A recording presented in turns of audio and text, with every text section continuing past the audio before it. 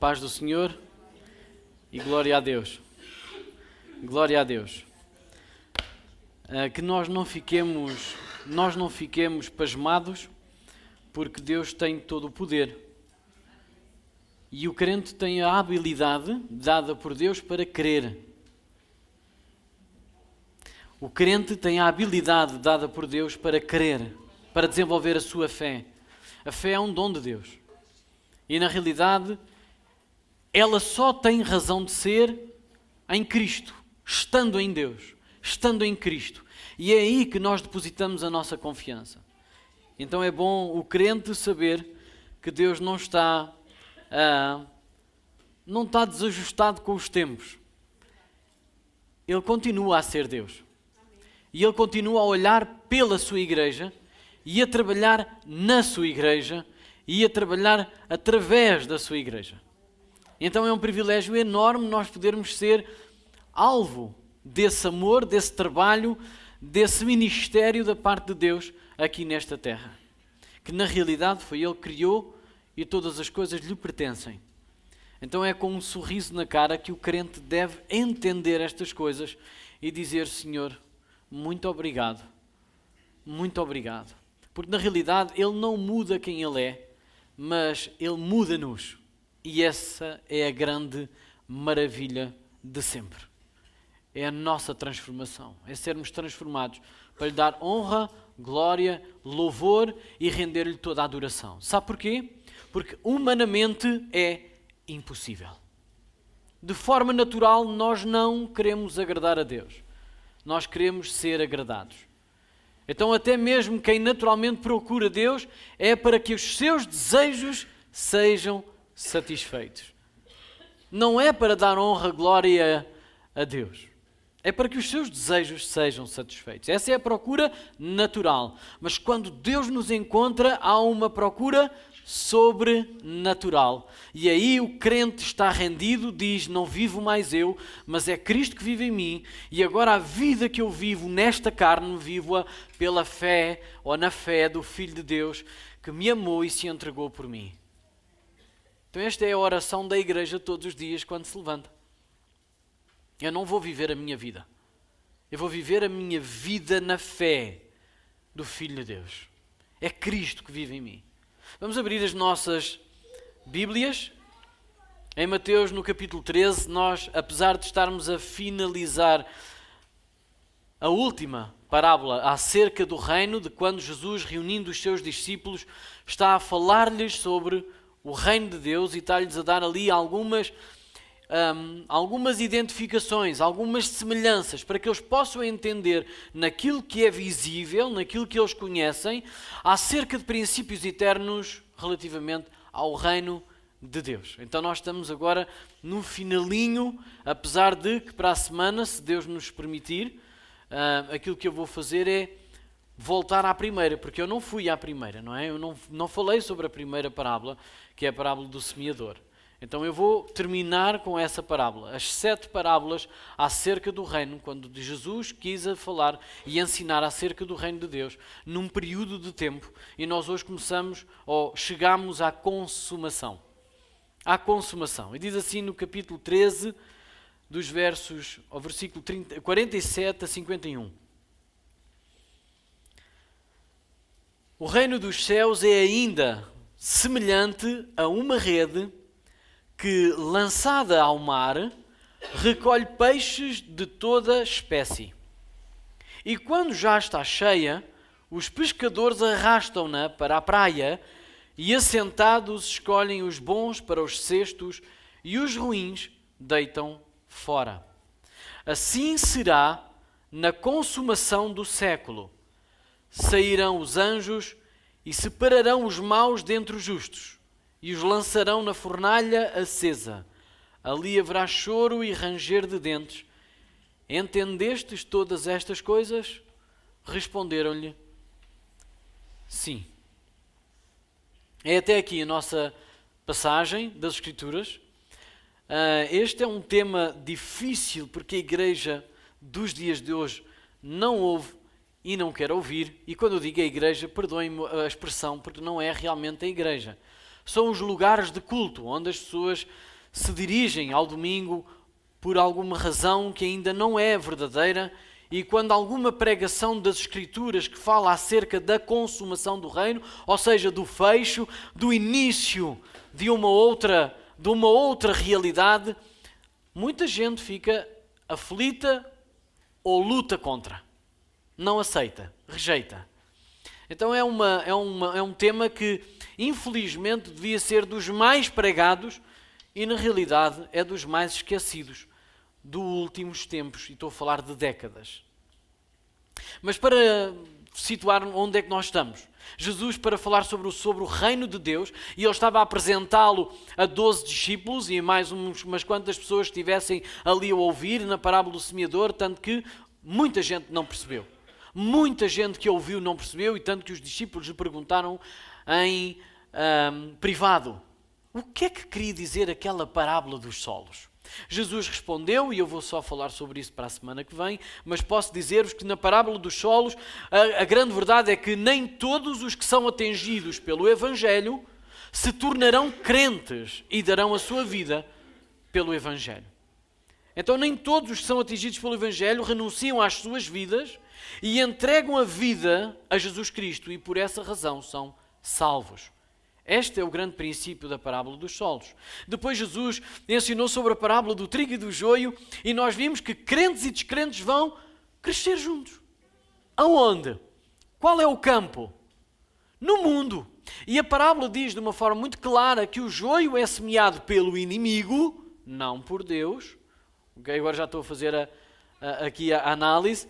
Mas que ele é semeado entre o trigo. Então não há um lugar, nem mesmo nos lugares de culto, onde o joio não esteja presente ao lado do trigo. E porquê é que nós não podemos arrancar o trigo? Nós vimos isso de uma forma muito clara. Porque Deus quer que o trigo cresça pelo sofrimento e pela tribulação do próprio joio que produz ali ao trigo. A parábola do grão de mostarda diz que, apesar do reino de Deus começar visivelmente insignificante, porque era através de 12 pessoas, que aos olhos da sociedade eram inúteis, ignorantes, não serviam para mais nada a não ser para pôr peixe na mesa dos seus senhores. E o reino de Deus começou assim, e vai beneficiar, e vai crescer tanto, que irá beneficiar todo o mundo. E todo o mundo beberá e comerá desse fruto. E assim é hoje. Sei que nós hoje estamos a viver cristianismo de uma forma tão vazia que o cristianismo não tem tido resultado nos sítios onde está igrejas abertas. Pelo contrário, às vezes são alvo de vergonha, chacota, por causa do mau testemunho de muitas das pessoas que fazem parte desse lugar de culto. Que na realidade são joio, não são trigo. Mas quando os avivamentos vêm às igrejas e aos lugares, as cidades são transformadas, e nós vimos isso pela nossa história. Quando o Evangelho alcançava certas cidades, a corrupção desaparecia ou diminuía em bruto, a prostituição desaparecia, as famílias reuniam-se, as famílias cresciam em amor, em relacionamento, as igrejas enchiam de gente arrependida, onde eles clamavam pelo perdão de Deus. Não era preciso as pessoas serem chamadas à frente, as pessoas corriam para a frente a pedir misericórdia, porque eram alcançadas pelo Evangelho. O Evangelho fala-nos de arrependimento. A nossa vida não está conforme em relação a Deus. Não é aceite nem dá glória a Deus. E as pessoas corriam para ouvir esse Evangelho.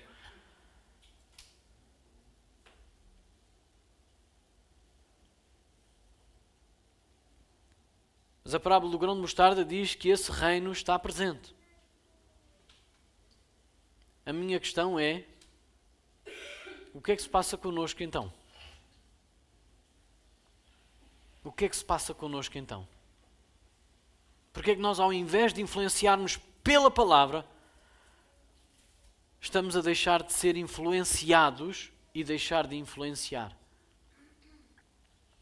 Eu não estou a falar apenas da Igreja do Livramento, estou a falar de todas as igrejas neste momento. Nós estamos a viver tempos difíceis, não é novidade, também fomos alertados acerca desses tempos. Paulo já disse a Timóteo no primeiro século, por volta do ano 60 e qualquer coisa, 64, 65, nas suas cartas pastorais, para que nós hoje pudéssemos ter algumas linhas pastorais para viver a igreja de forma a agradar a Deus. E ele disse, olha, no final dos tempos vão haver tanta gente corrupta, vão haver pessoas, olha, o Evangelho vai fazer comichão nos ouvidos das pessoas. E as pessoas vão deixar de querer ouvir o Evangelho e vão acumular para si mestres que lhe digam aquilo que lhe é agradável ouvir. Não é isso que nós estamos a ver nos dias de hoje?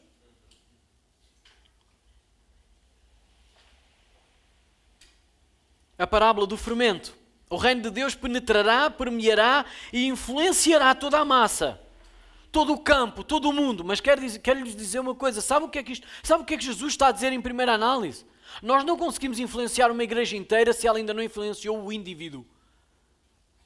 O Evangelho é um fermento, a verdade é um fermento colocado dentro do meu coração que leveda toda a massa.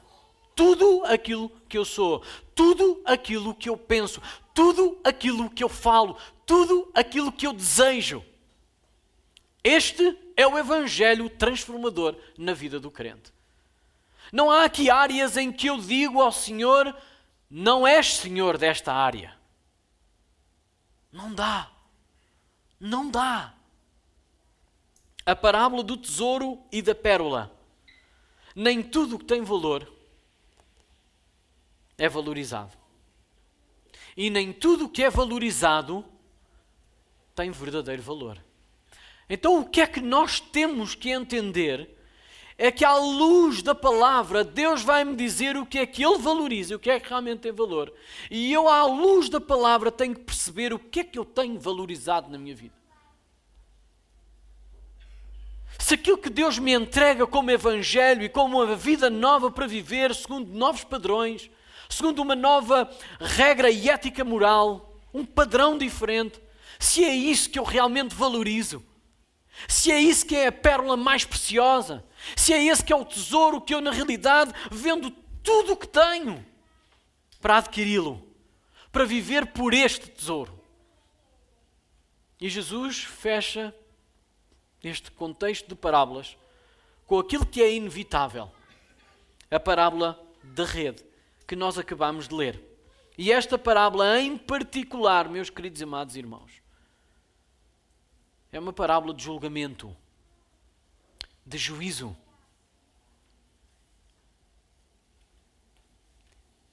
É uma parábola sobre a realidade do inferno, da separação da graça de Deus e, por consequência, ser réu da ira de Deus. E a tônica desta parábola encontra-se no versículo 50, quando nos é dito que eles serão lançados na fornalha acesa. Fornalha acesa. Claro que isto são analogias, imagens de coisas que nós entendemos e conhecemos do mundo real para nos mostrar alguma coisa que está no mundo espiritual. Que apesar de muitos acharem que é ridículo pensar nele porque não se vê, amados, é a única realidade que permanecerá. Porque céus e terra, tudo aquilo que nós conhecemos como visível, como matéria, desaparecerá. Mas a palavra do Senhor que tudo faz, tudo transforma, tudo cria para seu belo prazer e para a sua glória, não passará. Permanecerá para todo o sempre. Então o conteúdo desta história é que Jesus usou muito, mais de uma vez, ou seja, em grande parte do seu ensino, Jesus usou mais uma vez uma parábola para dar a conhecer um princípio do reino de Deus. E sabe, parábola é uma forma de narrativa já usada há muitos anos atrás, antes de Jesus. Os próprios mestres fariseus e saduceus, quando tinham os seus discípulos, eles ensinavam através de parábolas. E também ensinavam através de parábolas e com uma questão no final. Tal e qual como Jesus fez. Jesus não inventou aqui uma coisa nova, mas quero-vos dizer o seguinte, que é um método que Deus usou desde sempre. quando usava um profeta, lembram-se do profeta Natã, quando chegou perto de Davi, o que é que Davi fez? Ouviu uma parábola. Expressou uma história, Natã expressou através de uma história um princípio real e verdadeiro e eterno na vida de Davi. E Davi caiu na real. Entendeu a verdade da história.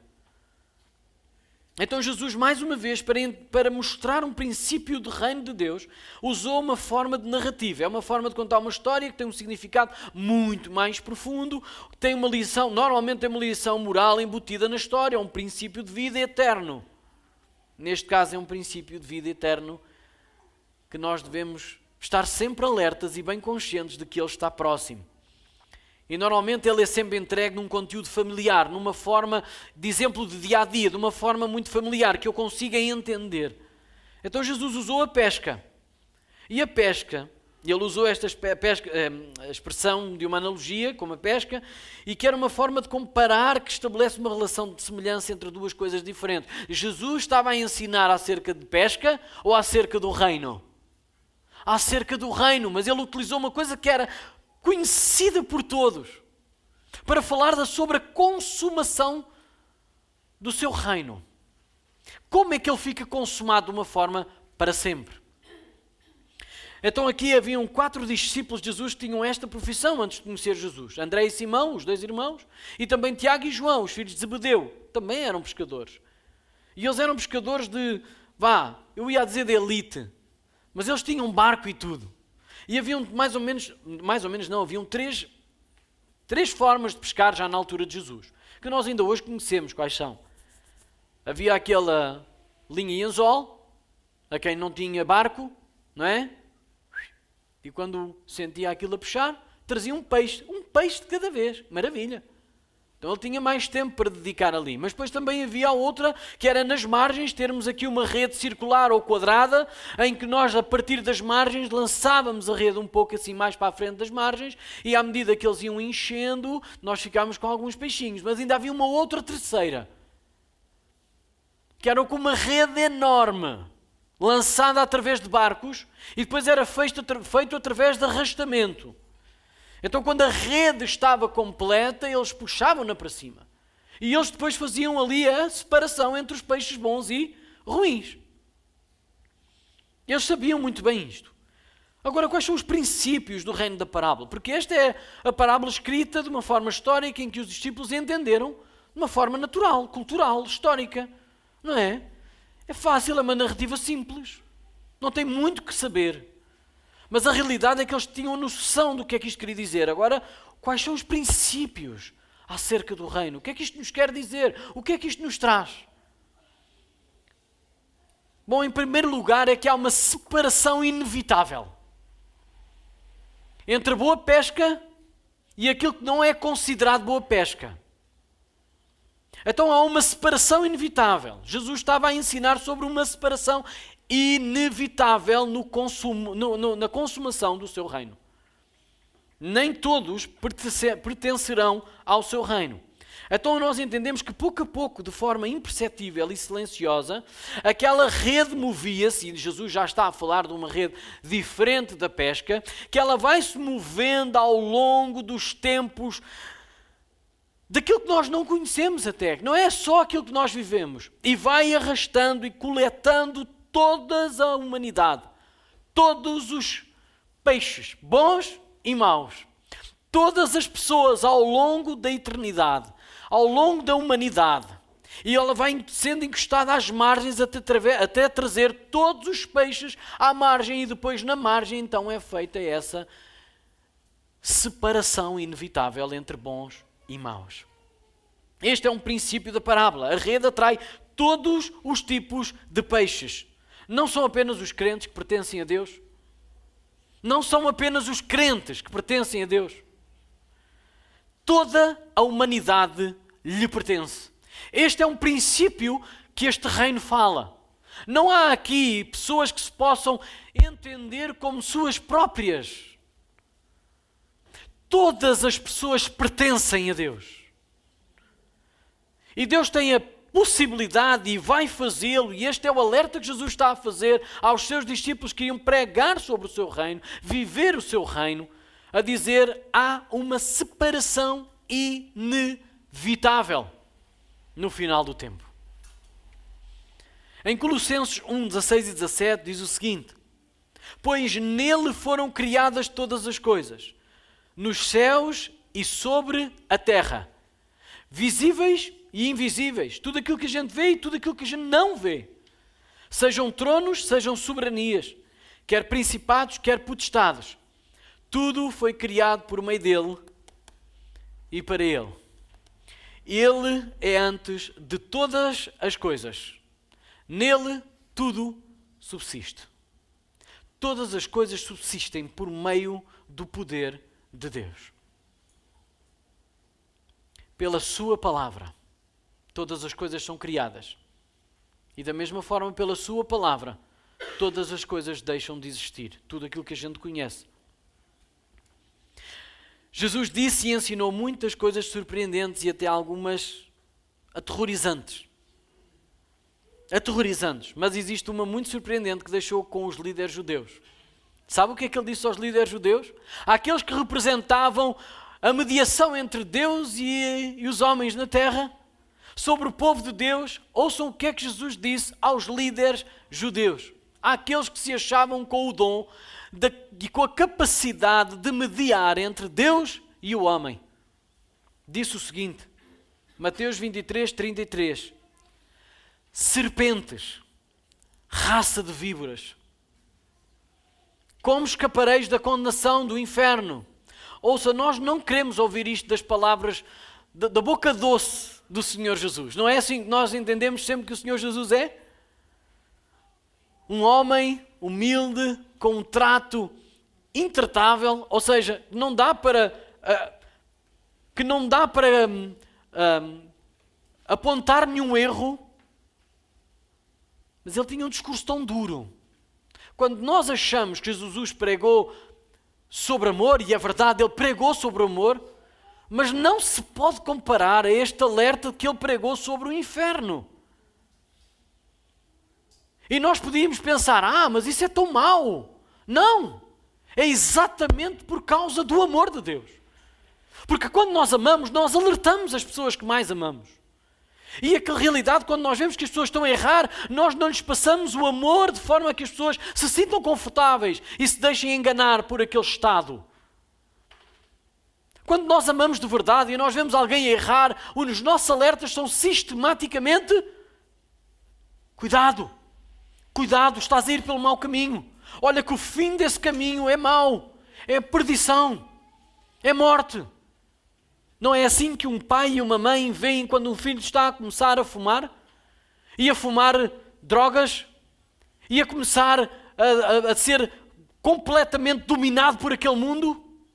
Acham que a algum momento um pai e uma mãe, quando têm um filho nas malhas da droga, diz assim: bom, já avisei as vezes suficientes, agora é com ele? Nunca! Até mesmo quando os expulsam de casa, porque já têm a vida em perigo e já não sabem mais o que fazer. É desespero.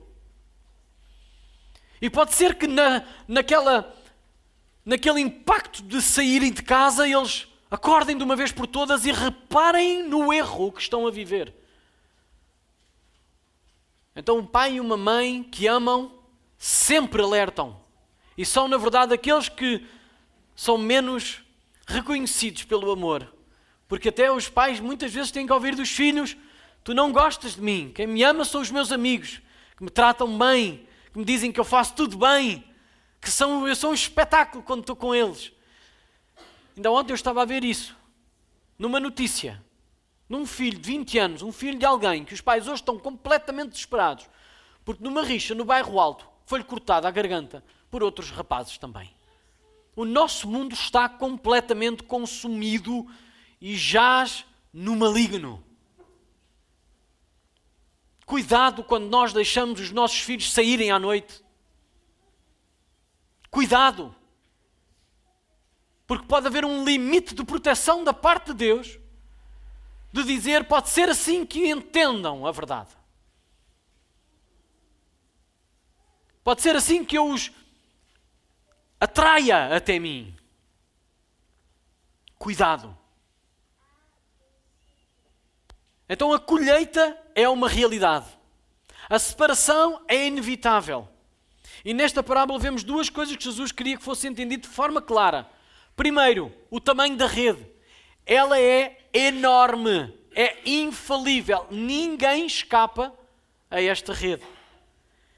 É o segundo momento. É que ninguém escapará a esta rede. Vivos e mortos. Vivos e mortos. Este discurso fez também parte da parábola do trigo e do joio. Lembram-se? É interessante que nas 7 parábolas acerca do reino, nós não temos uma palavra acerca do amor. Mas temos várias vezes repetido que ali haverá choro e ranger de dentes. Sabe porquê? Porque o amor de Deus fê-lo chegar a esta terra e amar-nos com a sua verdade, nunca dando mão à verdade. Ou seja, nunca pondo em causa a verdade. Nunca abrindo mão da verdade. E essa verdade fez com que ele nos alertasse. É interessante, das 7 parábolas que nós temos a falar sobre a natureza de Deus era confusa. Por isso foi só acerca da natureza do reino de Deus que eles questionaram 2 vezes. O que é que isto quer dizer? Sabe porquê? Porque a natureza do reino não vinha enquadrar-se naquilo que eles entendiam como reino de Deus, onde eles iam reinar sobre os romanos, iam destruir todas as nações à volta, porque eles iam reinar sobre todo o mundo para todo o sempre. E como a natureza do reino lhes foi explicada, eles perguntaram: bom, tens de nos explicar isto outra vez, que nós não percebemos nada. Então a natureza do reino de Deus foi confusa. O poder de Deus foi mostrado que é absoluto, porque ainda que o trigo e o joio nasçam em conjunto, no final das contas, o bem triunfará e o seu Senhor colherá aquela colheita, separará o trigo do joio e o joio será queimado e o trigo será posto no celeiro. Então isto já era uma coisa bem explicada nestas 7 parábolas. E o valor do reino de Deus é incontestável, é incontornável. Falámos isso pelas parábolas do tesouro e da pérola. É inestimável. E agora na consumação, Jesus está a mostrar que é inevitável. Mateus 13, 40 a 42 diz assim: pois assim como o joio é colhido e lançado ao fogo, assim será na consumação do século. Mandará o Filho do Homem e os seus anjos, que ajuntarão do seu reino todos os escândalos e os que praticam a iniquidade, e os lançarão na fornalha acesa. Ali haverá choro e ranger de dentes. Esta era uma parábola, estas parábolas, as 7 parábolas sobre o reino, muitas delas vão tocar no julgamento, mas é agora que Jesus está a ir fundo no julgamento do próprio reino. Sabe que Mateus 25 tem a mesma linguagem, Apocalipse 14 tem a mesma linguagem no momento em juízo, em julgamento. E Mateus 25, 31 a 32 diz assim: quando vier o Filho do Homem na sua majestade e todos os anjos com ele, então se assentará no trono da sua glória, e todas as nações serão reunidas em sua presença, e ele separará uns dos outros, como o pastor separa dos cabritos as ovelhas. Esta é uma realidade inevitável. Este é o evangelho que foi pregado aos discípulos. Este foi o evangelho que os discípulos pregaram. Este foi o evangelho que transformou cidades inteiras e que colocou lugares que antes eram reunião de desagrado a Deus para cultuar a Deus. Todos ressuscitarão, crentes e não crentes. Vemos isso em João 5, 28 e 29, quando ele está a alertar. Ele diz: não vos maravilheis disto, porque vem a hora em que todos os que se acham nos túmulos ouvirão a sua voz e sairão, os que tiverem feito o bem para a ressurreição da vida. E muitas vezes a igreja prega somente esta parte. Mas a igreja esqueceu-se que o próprio Jesus pregou mais sobre a ressurreição dos mortos para perdição, para julgamento, para o juízo que é inevitável e que é presente e que nos alcança cada vez mais. Estamos cada vez mais próximos desse juízo. E da mesma forma que há ressurreição para a vida daqueles que fazem bem e os que tiverem praticado o mal, para a ressurreição do juízo. Jesus prega mais sobre o inferno do que qualquer outro tema que nós possamos tentar apanhar. Mais do que sobre a família, mais do que sobre o amor, mais do que sobre a prosperidade, mais do que sobre o lazer, mais do que sobre a amizade, mais do que sobre o perdão.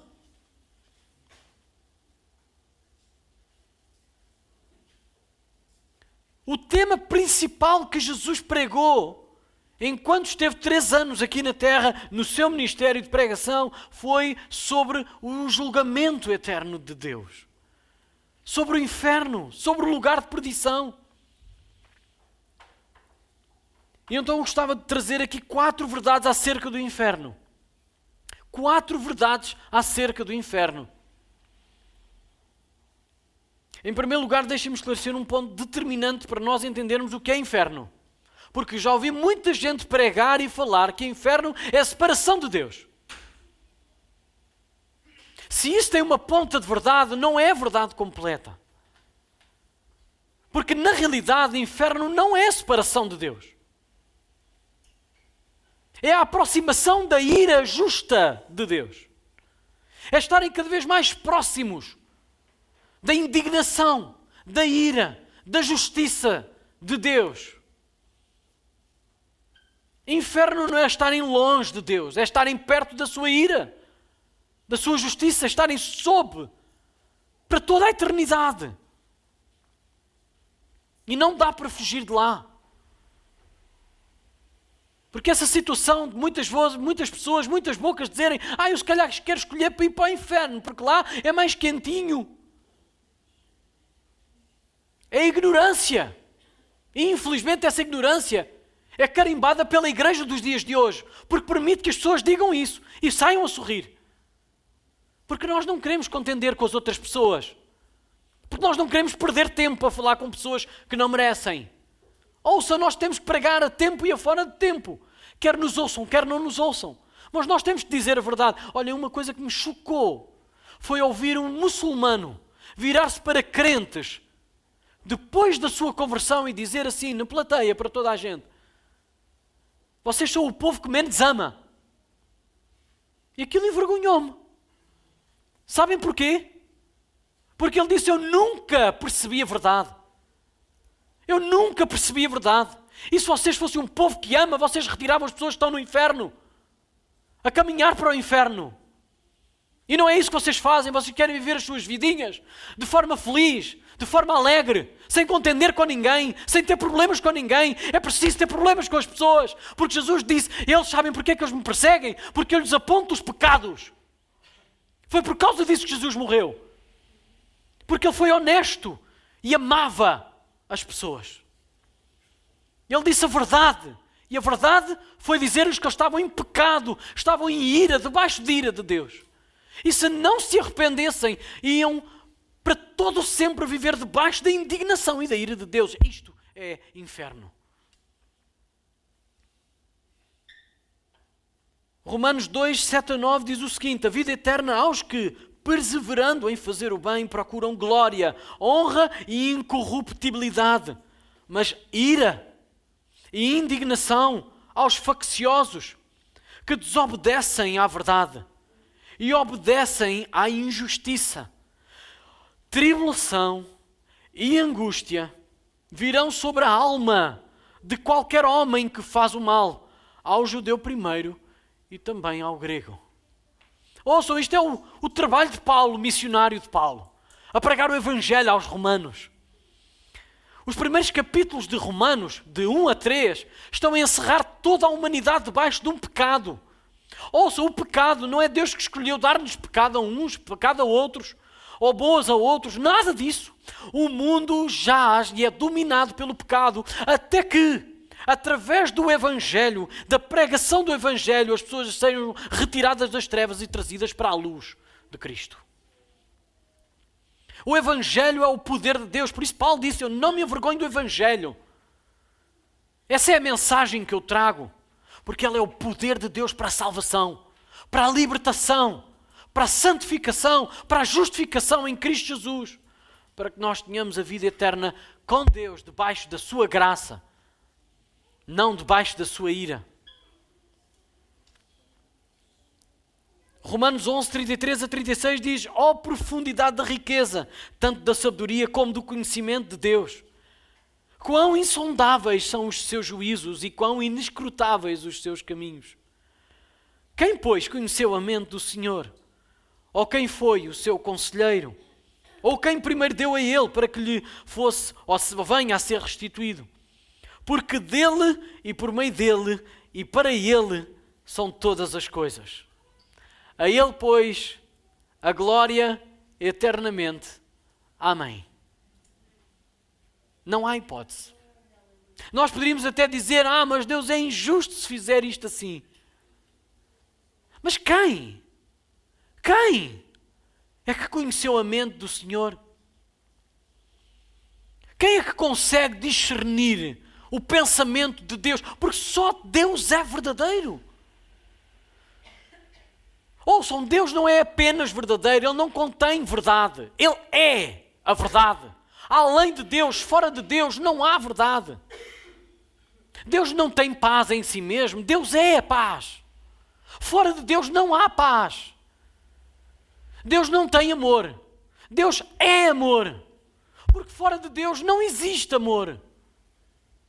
Ouçam, nós podemos continuar aqui pelo caráter de Deus, uma série de atributos sobre verdade, retidão, justiça. Ouçam, não parávamos mais. Mas fora de Deus não há. Fora de Deus só há pecado, só há perturbação, só há conflito, só há guerra. Só há injustiça, só há mentira. Ouçam, não há mais nada. E em Deus não há nada disso. Entendem a separação já?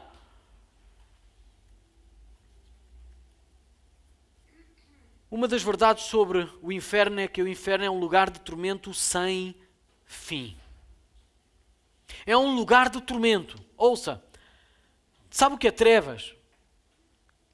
Sabe o que é trevas? Viver sem luz durante todo o tempo. É isso que é viver no inferno. Trevas, sem luz. Só para dar aqui um cheirinho. Em Êxodo 10, 21, quando Deus se manifestou em juízo sobre o Egito, Deus enviou trevas durante 3 dias apenas. Sabe o que é que as Escrituras dizem? Êxodo 10, 21 diz, então disse o Senhor a Moisés, estenda a mão para o céu e viram trevas sobre a terra do Egito, trevas que se possam apalpar. Trevas que se possam apalpar. Sabe que o Egito é muitas vezes comparado com o nosso tempo das nossas trevas, ao qual nós fomos libertos. E essa analogia, apesar de não ser uma história inventada, é uma história verdadeira que Deus usou para que nos mostrasse a realidade do que é ser liberto das trevas, liberto do Egito para uma nova terra. Mostrou-nos o princípio do juízo de Deus sobre os ímpios e injustos. Então houve um desespero por luz. Mas naquela altura houve um desespero por luz que passados 3 dias ela voltou. Mas no inferno não há mais luz. Vai haver umas trevas tão densas que se podem apalpar. E ouça o que é que aconteceu em 3 dias apenas. Quando as trevas de Deus desceram em juízo sobre o Egito. Ouça o que as Escrituras dizem. Êxodo 10, 23 diz, não viram uns aos outros. E ninguém se levantou do seu lugar por 3 dias. Ouça, vejam o impacto que isto teve, humanamente falando, sobre as pessoas no Egito. As trevas desceram e ninguém se viu e ninguém procurou uns aos outros, porque ficaram todos estáticos, tal foi o tremor, tal foi o medo.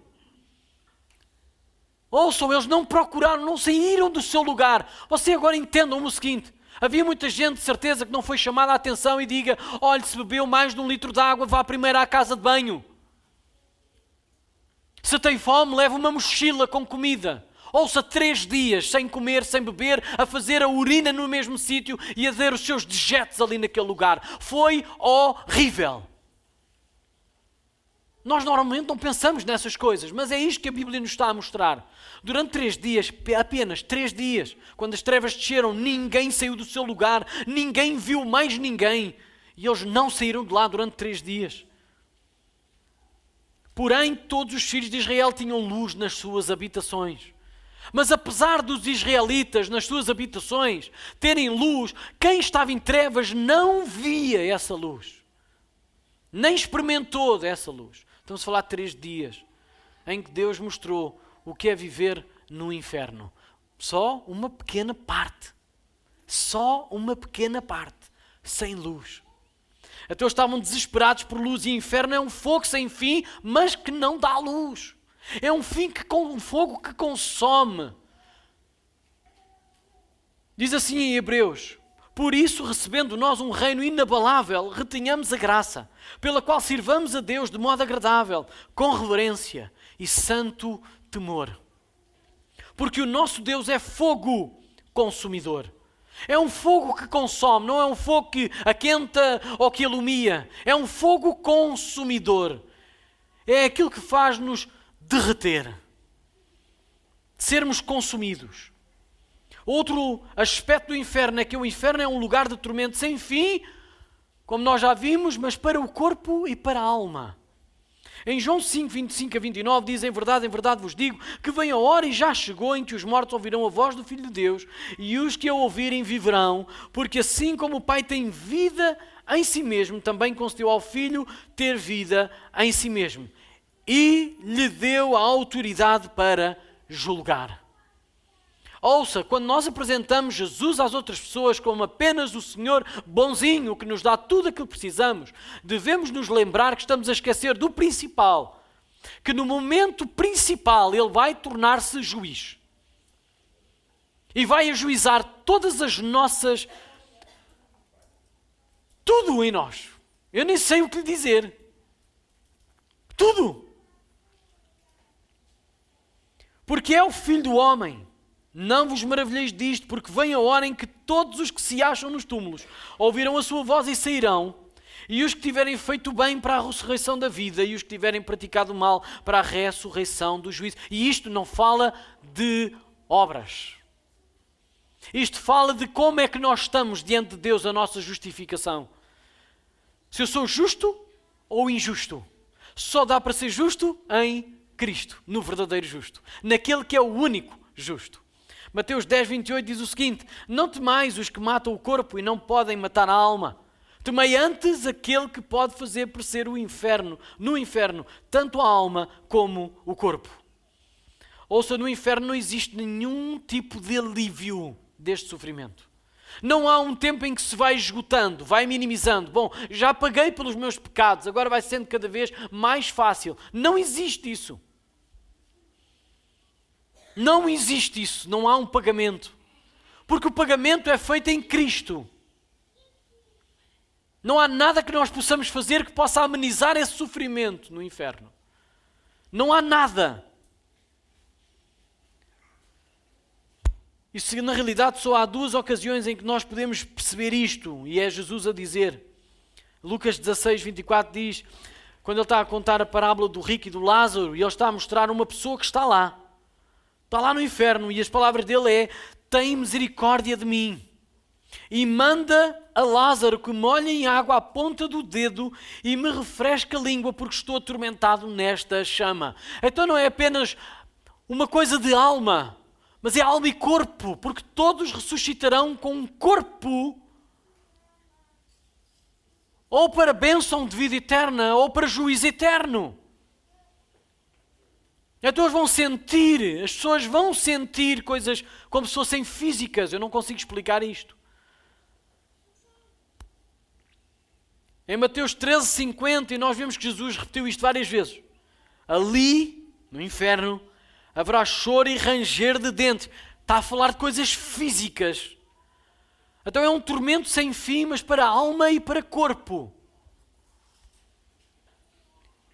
Em terceiro lugar, o inferno é um lugar de tormento sem fim para corpo e alma, e em diferentes graus.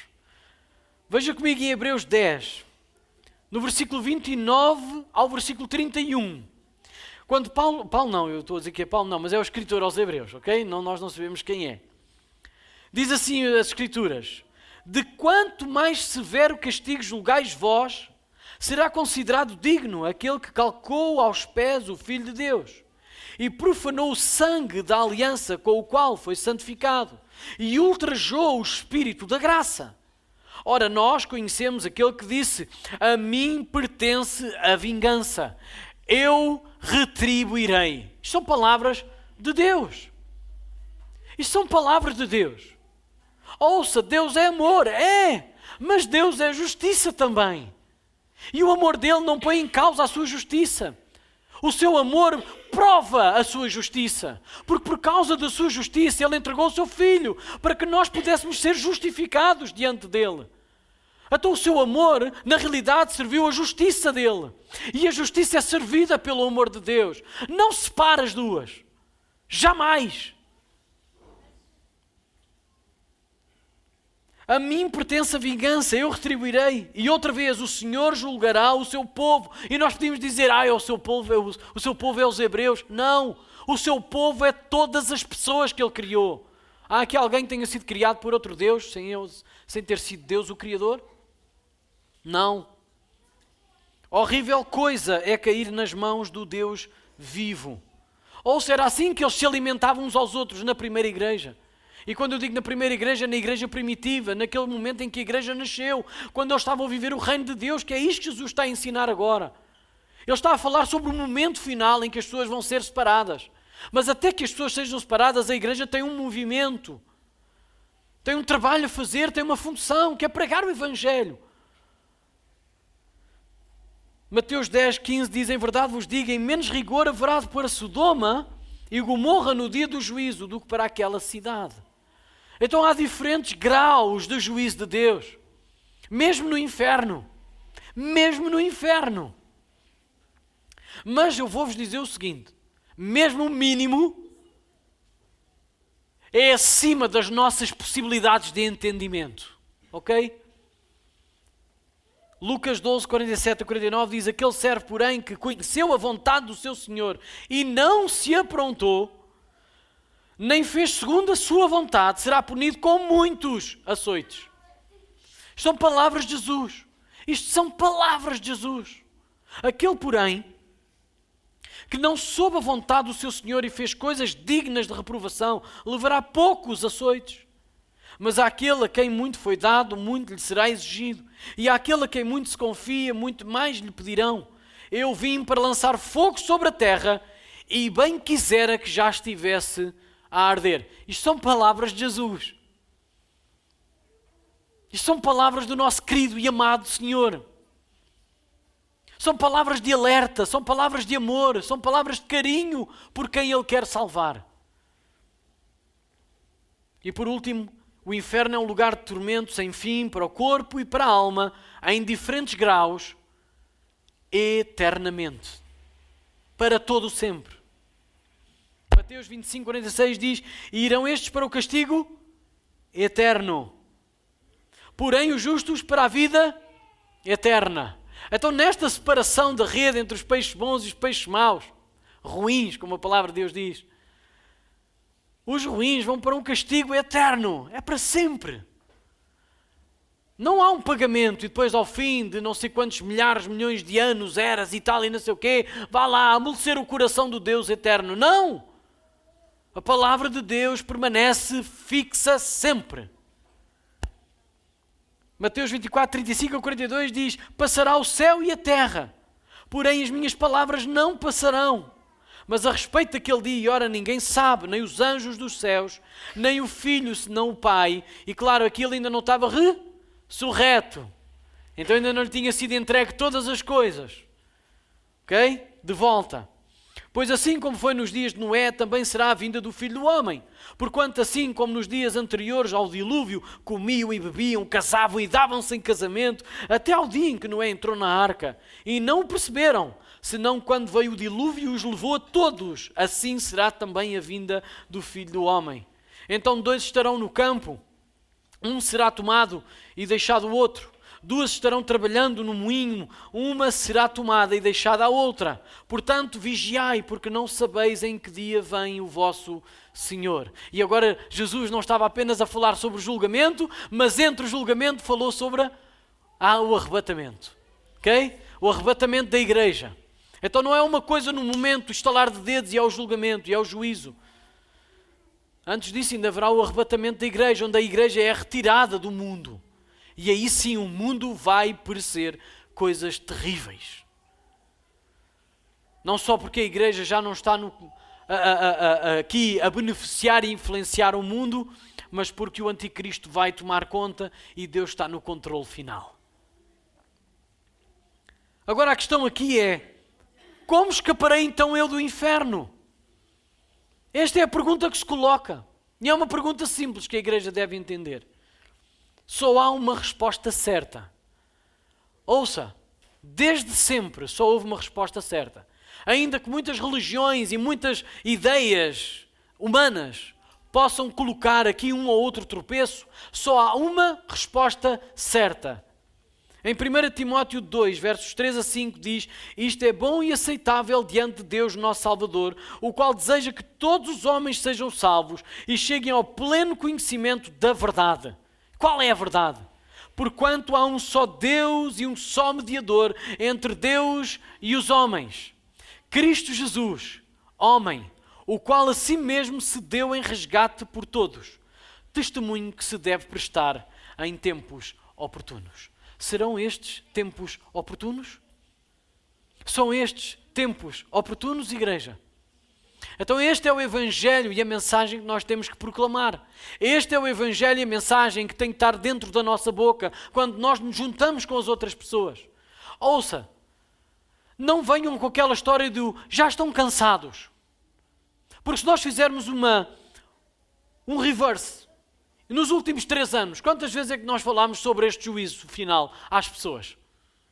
Vamos ser honestos, quantas vezes é que nós falámos? Até aqui na igreja, quantas vezes é que nós pregamos? Jovens, quantas vezes é que vocês já ouviram sobre isto sem ser em aulas específicas no 412?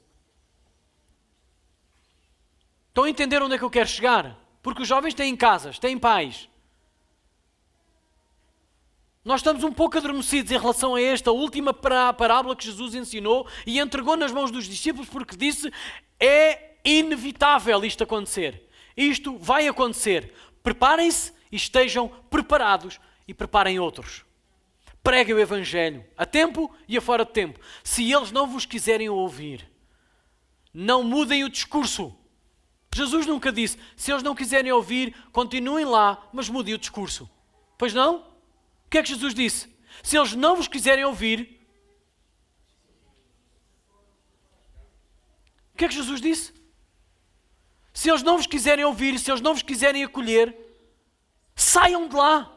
E a paz com que vocês os cumprimentaram, que volta para vocês.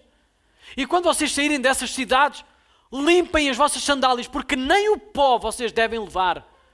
Será que é isto que nós estamos a fazer? Ou nós estamos sistematicamente a ir aos mesmos sítios, mas a única coisa que mudou foi o nosso discurso? Então este é um raspanete vindo do céu. Esta, na realidade, é um puxão de orelhas que o Senhor deu aos discípulos, ainda antes deles não fazerem aquilo que era para fazer.